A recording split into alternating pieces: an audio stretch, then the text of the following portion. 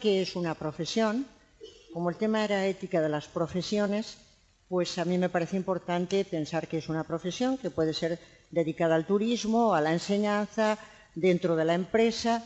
¿Qué es una profesión? ¿Qué es un profesional? Creo que es importante recordar que en realidad una profesión es una actividad y es una actividad social que la hacen distintas gentes, en la que cooperan distintas gentes. El otro día me decían unos ingenieros que estaban muy preocupados por la sensación que está teniendo la gente sobre que los ingenieros o los arquitectos pueden actuar de una manera bastante poco fiable desde el momento en que, supongo que habéis leído en la prensa todas las noticias de SACIR en el tema del Canal de Panamá. Se va a construir el Canal de Panamá, se hacen unos presupuestos sobre cuánto va a costar la obra y de pronto en un momento determinado se dice se necesita muchísimo más dinero, pero muchísimo más dinero son miles, y las gentes dicen esto no se puede llevar adelante, un problema que es un conflicto político, económico. ¿Qué pasa con los trabajadores que estaban trabajando? ¿Qué pasa con la gente de Panamá que se iba a beneficiar del canal? De pronto la gran pregunta abierta, ¿qué va a pasar con todo esto? Y la gente que lee las noticias dice, pero ¿qué cálculos habían hecho esos profesionales de lo que iba a costar esa obra? ¿Qué especie de compincheo había entre ellos, los políticos que estuvieron de acuerdo en que siguiera adelante, los que firmaron la contrata, los que...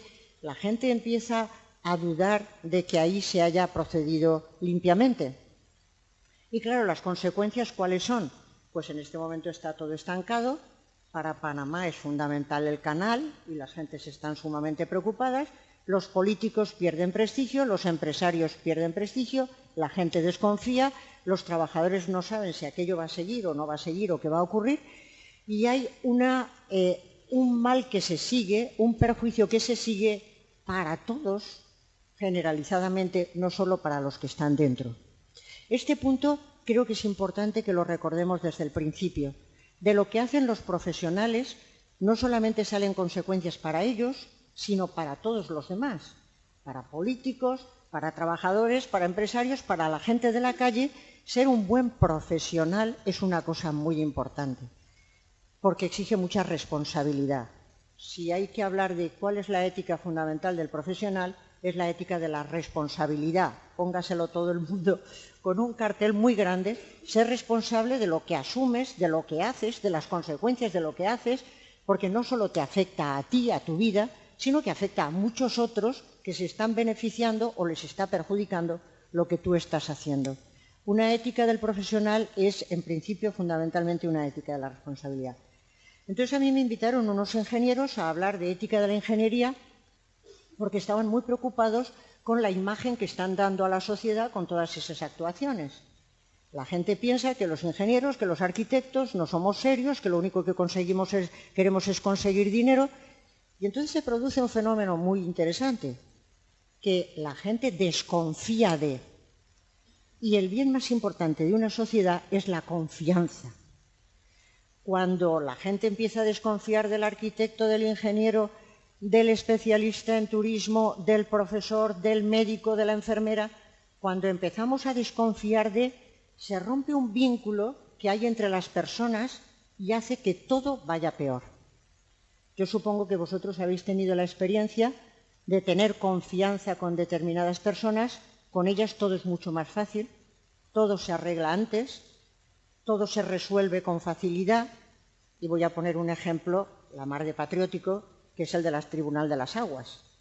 El Tribunal de las Aguas se reúne en Valencia todos los jueves a las 12 en la fachada de la catedral, en la puerta de la catedral, y se trata de distribuir un bien que es el agua.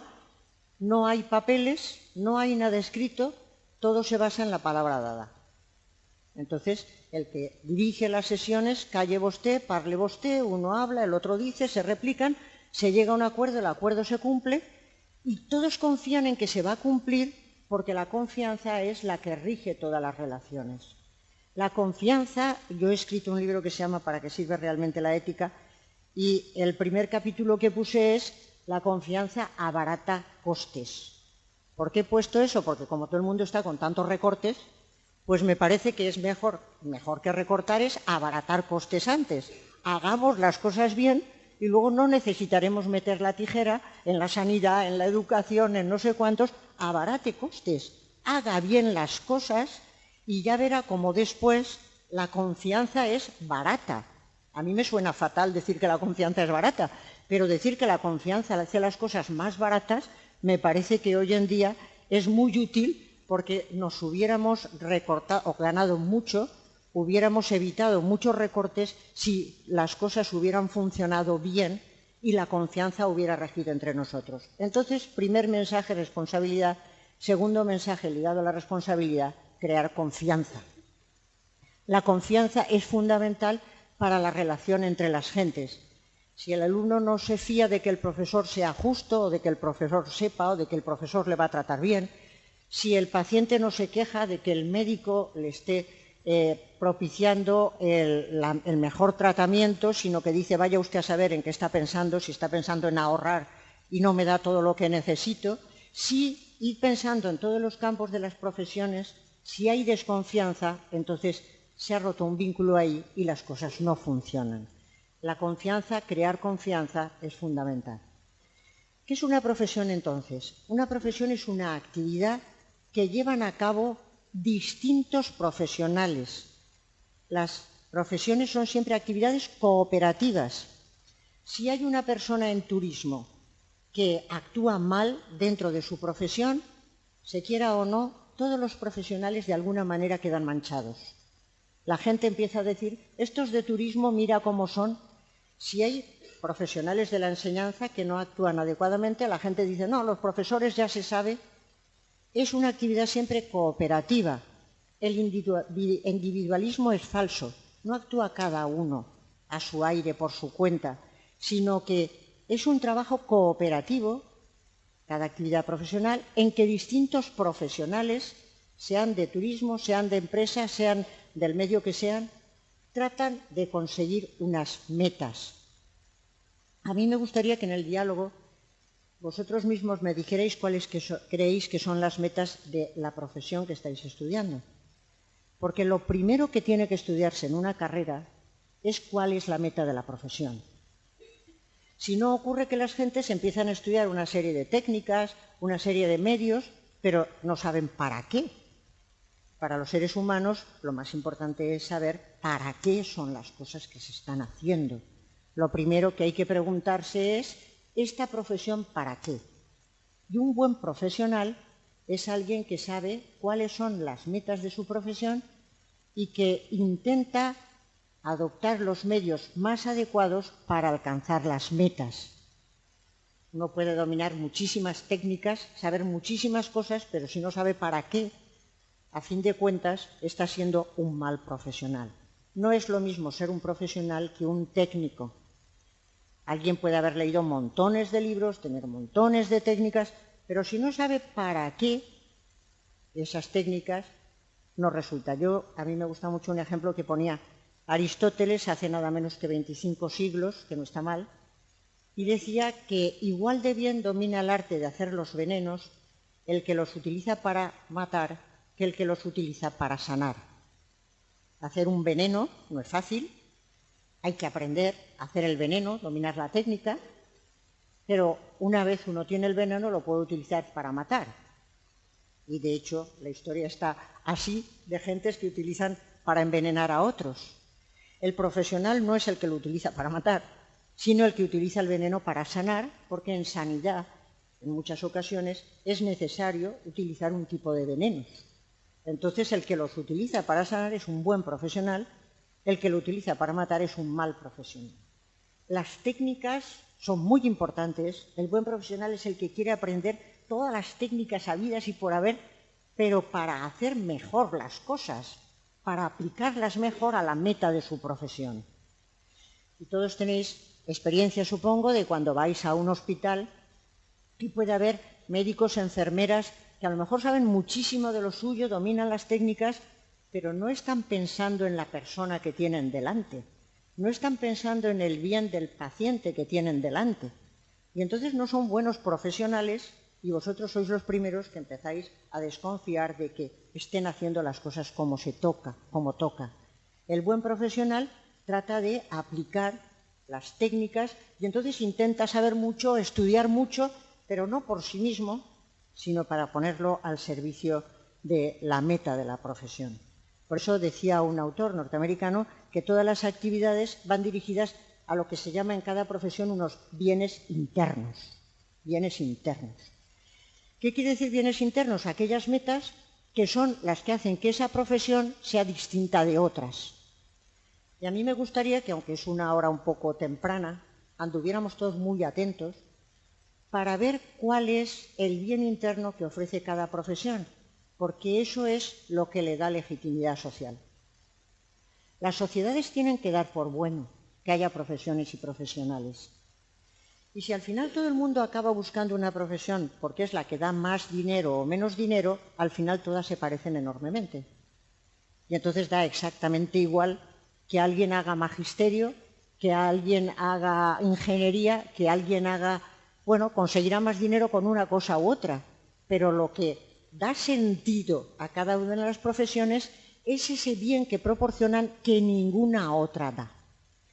Yo voy a poner un ejemplo, pero espero que en el diálogo seáis vosotros los que me digáis las metas de vuestras profesiones. Voy a poner un ejemplo muy claro, que es el de la medicina. En medicina, quien entra en las profesiones sanitarias, sea medicina o enfermería, pues tiene unas metas que son prevenir la enfermedad, una tarea de prevención, ayudar a curar lo que se puede curar, cuidar aquello que no se puede curar y ayudar a morir en paz. Esas son las metas. Quien entra en una profesión sanitaria, lo interesante no es que tenga la nota más alta, más baja o más medio, que es lo que parece ahora más impresionante, sino alguien que esté dispuesto a tratar de prevenir enfermedades, curar a la gente que se pueda curar, cuidar a aquellos que no se pueden curar y que trate de ayudar a morir en paz cuando las personas están al final de su vida.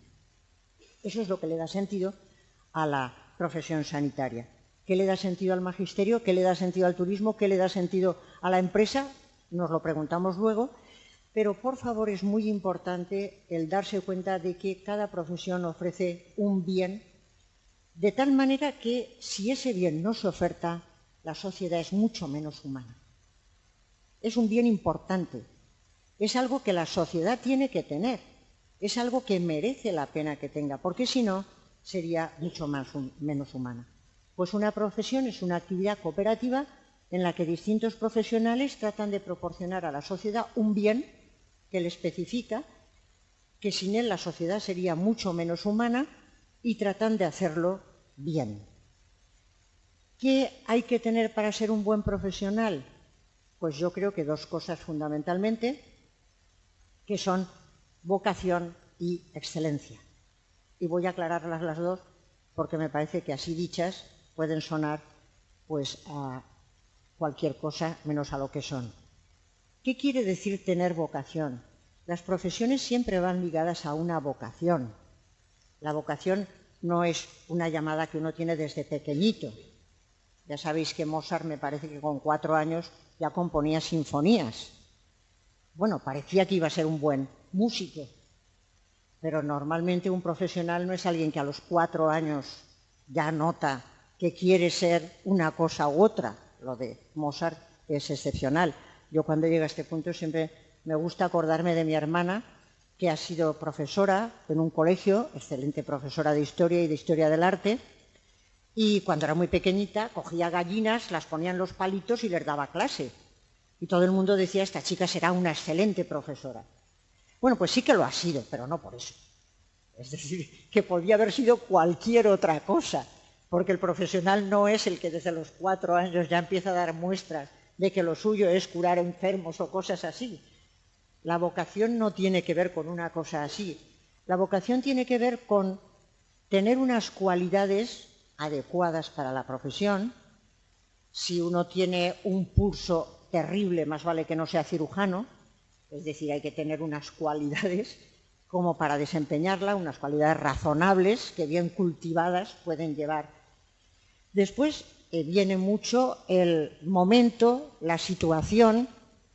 Uno se puede encontrar con que hay la posibilidad de trabajar de algo, el momento cuenta mucho, no es que uno ya está absolutamente proyectado para hacer algo, sino que tiene la oportunidad de trabajar tiene la oportunidad de estudiar, tiene la oportunidad de hacer.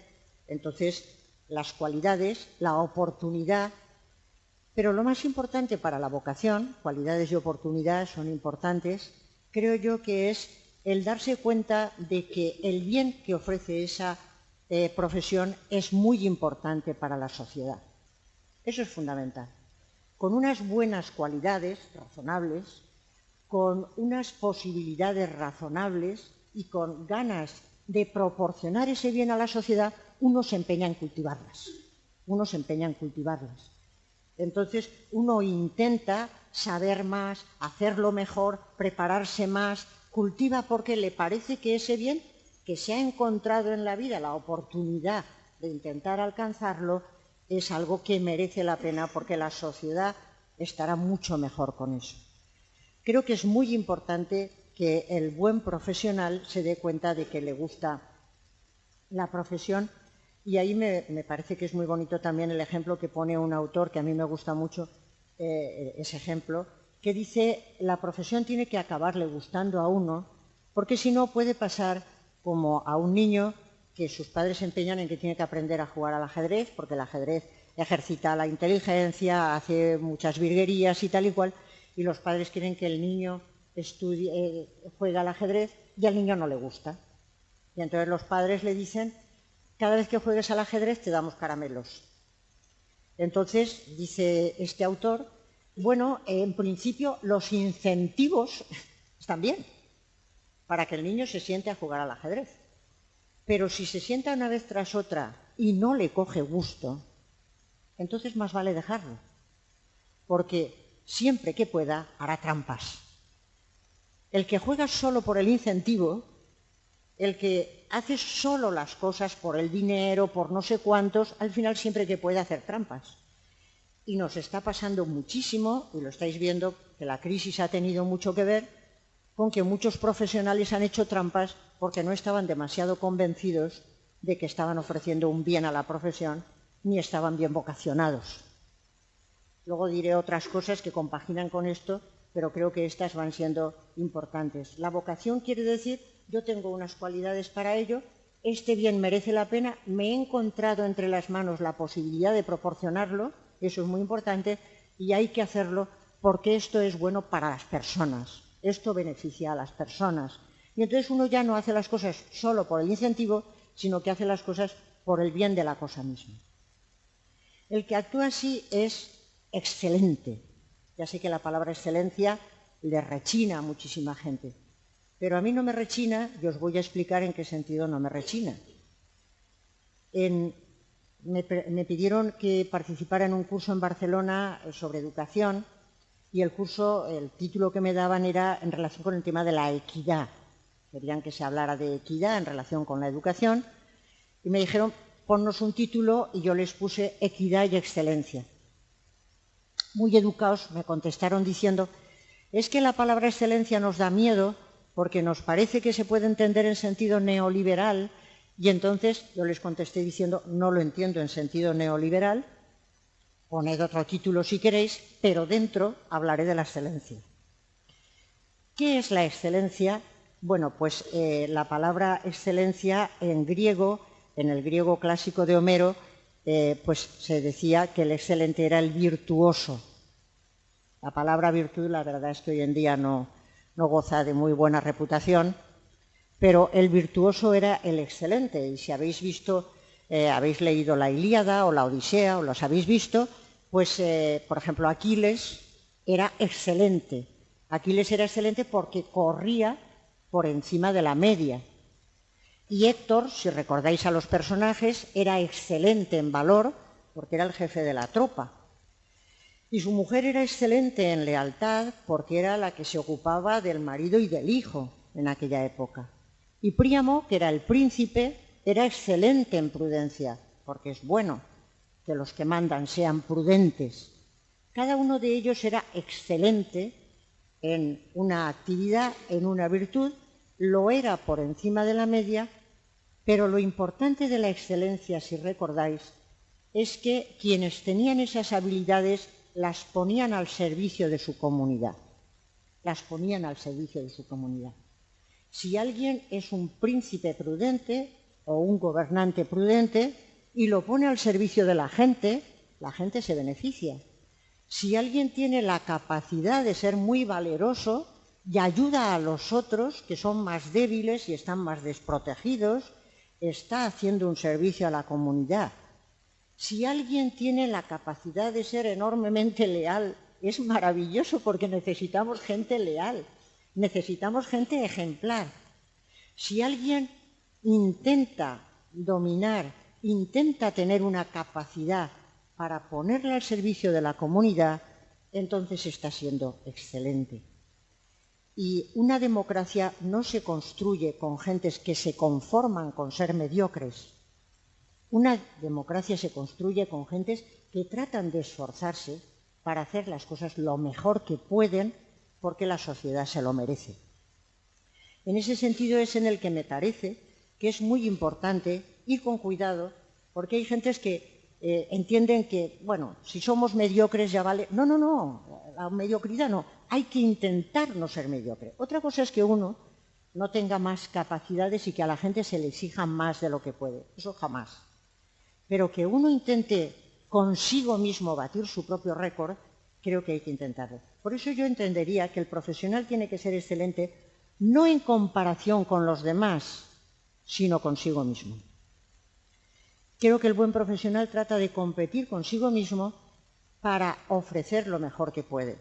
Perdonad que ponga otro ejemplo, pero ya sabéis que los cerebros humanos son procesadores de historias más que procesadores lógicos. No sé si lo sabíais. La gente dice que la mente humana es como un computador y otros dicen de ninguna manera. La mente humana no es un computador. La mente humana es un procesador de historias. Contamos historias, contamos narraciones y eso es lo que nos hace poner la atención y ver que las cosas merecen la pena. Yo voy a contar una historia cortita y es que mi hermano y yo, cuando éramos pequeños, íbamos a nadar juntos y todos los días hacíamos competiciones, pero no entre nosotros. Yo hubiera perdido siempre. Entonces lo que hacíamos es que cada uno competía consigo mismo. Y el otro desde la orilla le decía, hoy has batido tu récord en esto, hoy has batido tu récord en lo otro. Y cada uno combatía consigo mismo, competía consigo mismo para batir su récord. Yo creo que el buen profesional es aquella persona vocacionada que se da cuenta de que tiene la oportunidad de ofrecer un bien a la sociedad, un bien que es importante, y compite consigo mismo y trabaja conjuntamente con los demás para ofrecer ese bien a la sociedad. Claro, dice el autor este que estaba yo comentando, del ajedrez, etcétera, que todas las profesiones ofrecen un bien interno y que todas a la vez ofrecen sin quererlo lo que él llama bienes externos. Y dice que los bienes externos, que se producen de todas maneras, son fundamentalmente tres: el prestigio, el dinero y el poder. El prestigio, el dinero y el poder. Eso no se busca por sí mismo, en principio con la profesión, pero también se obtiene. Si uno hace bien las cosas, obtiene cierto prestigio como profesional. Evidentemente, obtiene cierto dinero y eso siempre le da un cierto poder. Son tres palabras que en ocasiones suenan mal, pero yo creo que hay que explicarlas bien, como todo en esta vida. Yo creo que es importante para un profesional tener no prestigio, pero sí reconocimiento. Uno necesita tener un cierto reconocimiento. Yo me he encontrado en ocasiones, y aquí estamos en el mundo de la enseñanza y todos esta experiencia la han conocido, que cuando pasa el tiempo y de pronto te encuentras a un alumno que tuviste en años, que te dice que le diste clase no sé cuándo, lo primero que preguntas, ¿qué nota sacaste? A ver qué viene a continuación. Si la nota era potable, respiras, pero lo mejor que te puede decir es, recuerdo todavía o vivo muy en parte de aquellas clases. Eso no es el prestigio, sino el reconocimiento. Ese día uno no come o no cena porque se pone muy gordo, está feliz. Me han dicho que lo que yo he hecho le ha servido. Y entonces uno vive de ese reconocimiento, porque la gente, y eso no hay que olvidarlo nunca, nos debemos unos a otros reconocimiento. Yo siempre que hay una charla que me gusta, siempre hay una cosa que me gusta, voy al final y digo, oiga, me ha gustado mucho, porque veo que necesitamos reforzarnos unos a otros ese reconocimiento, porque lo peor que le puede pasar a un ser humano es ser invisible para los demás. Y eso lo saben muy bien los que quieren hundir a otros, que los condenan a la invisibilidad. Por eso es mala la exclusión. Porque hay gentes en las sociedades que no gozan de ningún tipo de reconocimiento. Y tenemos que reconocernos unos a otros, primero como seres humanos, como seres dignos, pero además reforzarnos unos a otros en las cosas que hacemos bien. Un profesional no tiene por qué ser alguien de enorme prestigio, pero sí que tiene que tener reconocimiento, y eso es bueno, porque si no, uno se desanima. ¿Se necesita un cierto dinero? Pues me vais a decir que evidentemente, es que si no uno no vive. Es decir, alguien tiene que cobrar por su profesión, porque los seres humanos necesitamos cobrar para vivir, obviamente.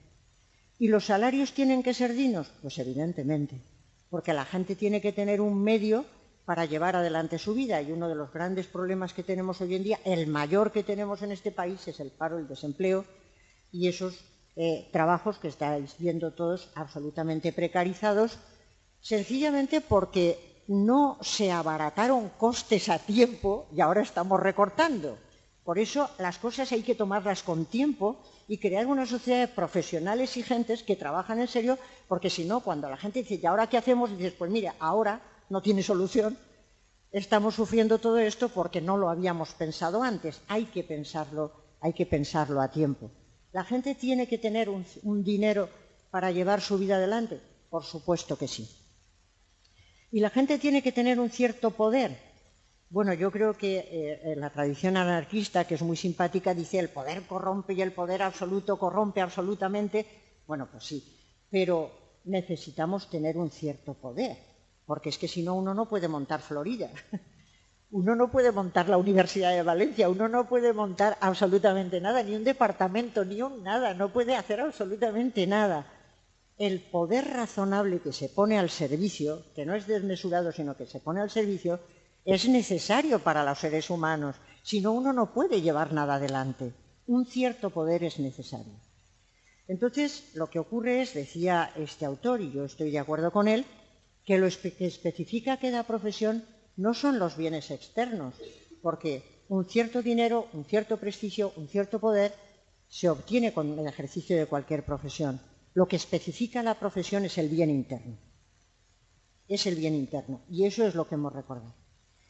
Los bienes externos los dan en distinta medida distintas profesiones. Si uno quiere tener un reconocimiento brutal, pues supongo que ahora tiene que ser un deportista, pero cuidado, no cualquier deportista. Tiene que ser un deportista del deporte que toca y además hacerlo maravillosamente bien. Y entonces tiene un reconocimiento brutal. Si uno se dedica a otro tipo de profesiones, tendrá un cierto reconocimiento, pero no un prestigio brutal. Exactamente igual ocurre con el dinero. Con algunas profesiones se gana un dinero razonable, con otras se gana mucho más. Eso es evidente. Y se tiene más poder o se tiene menos poder. Pero lo que nunca puede ocurrir nunca, y eso es lo que yo creo que es la corrupción de una profesión, es cambiar los bienes internos por los bienes externos. Lo que no puede hacer un profesional es desentenderse del bien que proporciona la profesión y buscar exclusivamente el dinero, el prestigio y el poder. Porque entonces la profesión se ha corrompido, ya no es lo que era, ya no sirve para lo que tenía que servir y acaba oliendo mal. Las cosas que se corrompen son cosas que acaban oliendo mal. Cuando un alimento se corrompe, uno pasa por ahí y dice, esto debe estar mal porque huele. La corrupción tiene que ver con ese tipo de cosas.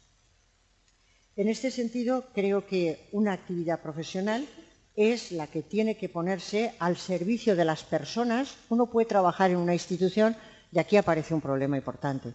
Uno puede trabajar en una empresa, uno puede trabajar en una institución y en una organización, y puede intentar ser un buen profesional, pero si la organización no funciona éticamente, entonces el profesional tiene que ser un héroe para poder actuar con una moralidad normal. Por eso me habíais puesto como título Ética de las profesiones, hemos hablado, pero también ética de las organizaciones. Todos vosotros, si ejercéis una profesión, vais a trabajar normalmente en relación con instituciones y organizaciones. Las personas no trabajan aisladamente, sino que trabajan en grupo, en organizaciones y en instituciones. Y por eso es fundamental hoy en día que la ética de las organizaciones, nosotros creamos esta fundación que se llama la Fundación ECNOR, para la ética de los negocios y las organizaciones, y había mucha gente que nos decía, pero ¿por qué la ética de las organizaciones? Si lo importante es que los empresarios sean éticos.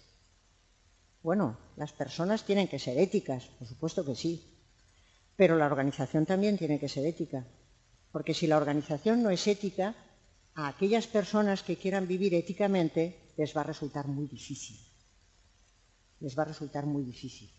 Por eso la ética de las organizaciones tiene una meta que es clara y es la de intentar crear un clima ético en el seno de la organización. ¿Qué quiere decir un clima ético?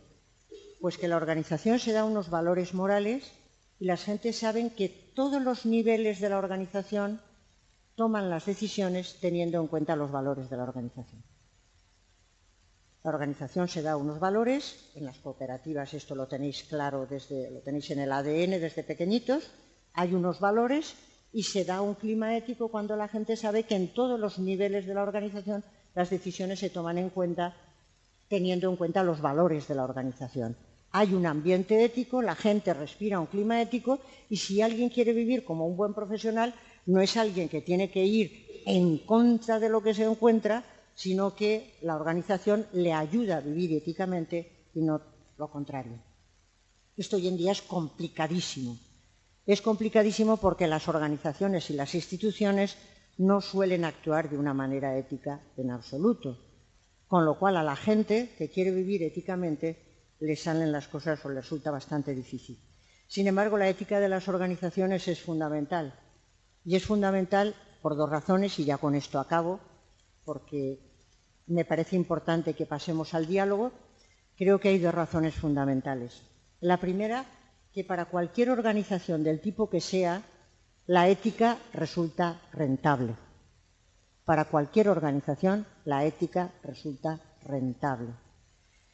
Que una organización funcione éticamente hace que las gentes crean en ella y genera confianza. Lo he dicho desde el principio, pero lo repito. El hecho de que aquí se hayan hecho una serie de aeropuertos en los que no hay ningún avión, sino que ahora no se sabe qué hacer con ellos. Todo el lío que se ha armado con SACIR, que inmediatamente tiene que ir el ministro para decir, oiga, no, que todas las empresas españolas no son iguales. Claro, es que la gente dice, oiga, ¿qué pasa en ese país? ¿Qué pasa en ese país que las empresas funcionan de esa manera? Cuando una empresa funciona adecuadamente y con un clima ético, genera reputación, genera confianza. Y reputación y confianza generan también clientela. Es decir, que la gente se acerca, que la gente va, que a la gente le interesa, porque se ve que aquello funciona bien. ¿Qué quiere decir que una organización funciona éticamente? Os lo resumo en dos palabras y si alguien quiere que lo pregunte, está todo el tema de la responsabilidad social y todas estas cosas que seguro que estáis estudiando, pues quiere decir que esa organización, a la hora de organizar su plan estratégico, tiene en cuenta a los intereses de todos los afectados por la organización. Cualquier organización lleva a cabo una actividad, eso afecta a muchas gentes, hemos puesto el ejemplo de SACIR, eso afecta a los trabajadores, a los que contrataron la obra, a todos los panameños.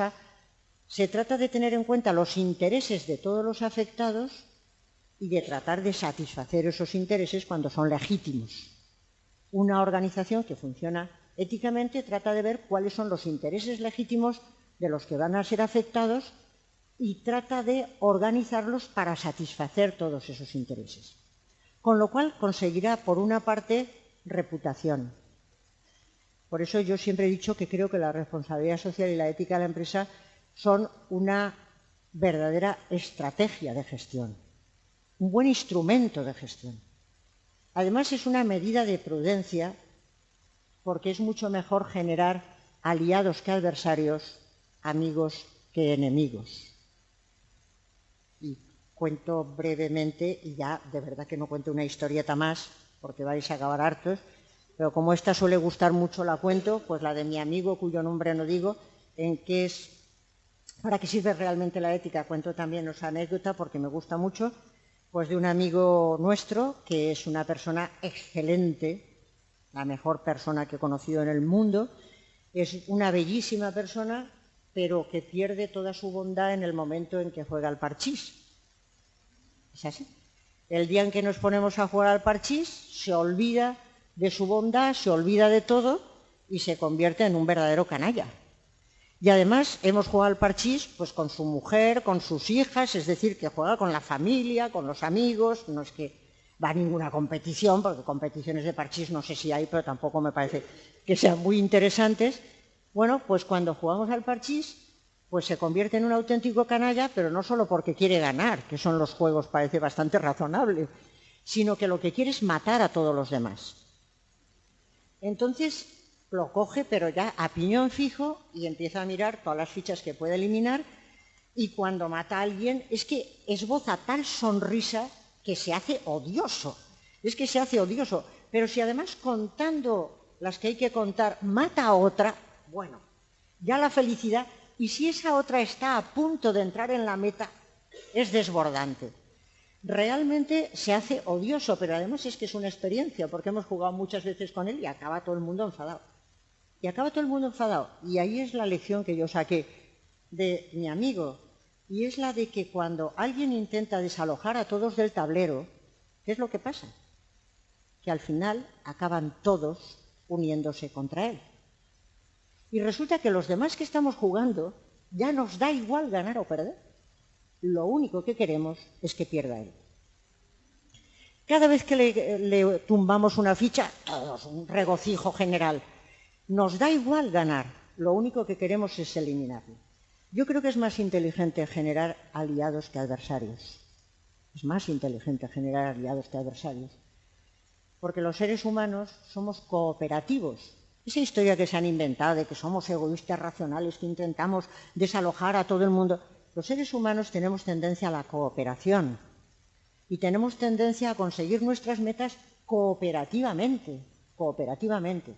Por eso la ética de la empresa es también una medida de prudencia. Y en todos los trabajos que estéis, buscad aliados y no adversarios. Buscad no hacer daño, sino trabajar con otros. Pero por último, creo que es también una exigencia de justicia. La justicia va más allá de la prudencia. Las profesiones están al servicio de las personas, están al servicio de los seres humanos.